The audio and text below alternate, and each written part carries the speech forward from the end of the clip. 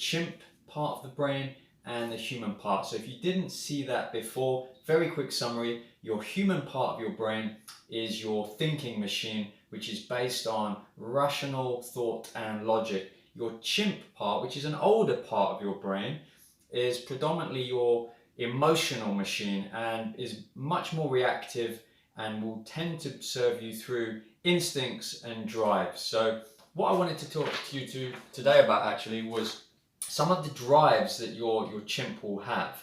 So I made a list, and I did actually post this on Instagram yesterday, but just a summary: some of your drives of your chimp are an easy life, a short-term pleasure, sex, food, territory, security, and security of being in a troop, status, so having achievements, and recognition. And these are drives that are part of what's called an immediate return environment.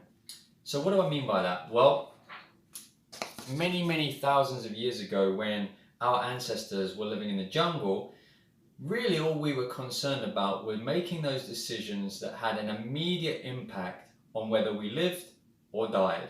So it was very much our survival instincts and survival drives. So the only way that you could really imagine what that would feel like now in the modern world, which is much more of a delayed return environment, where we're kind of taught in society to save money for the future, to go and have education for the future, to have a long career, to support our family for the future.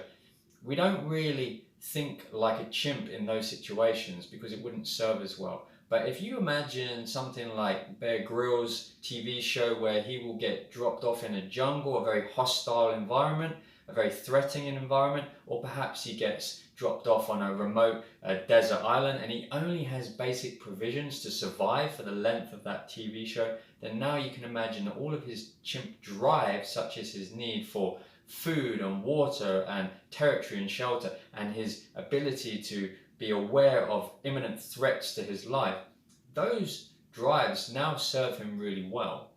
The challenge we have is that we can't just switch those off, and nor should we try to, because they are helpful in the right situation. The trouble is, a lot of those drives in the modern world can potentially make us feel anxious if we don't meet those needs immediately. So one of the things that you need to do in order to improve your mental well-being is to recognize that these thoughts that you're going to have, these emotions, these needs for certain things are very healthy and normal, but you might decide that you're going to listen to them but not act on them. And if you can learn to manage your chimp, you can actually start to allow your human to take over more of the decisions. And what I find in that situation is that you're going to improve your mental well-being. So again, top tip today is to understand the drives of the chimp, recognize that they served us really well in the jungle, but in the modern world they don't always do. So sometimes it's important just to recognize that maybe it's your chimp that's talking to you, and if you just listen to it, calm it down, and start thinking more logically, you might find that you don't feel quite so bad anymore.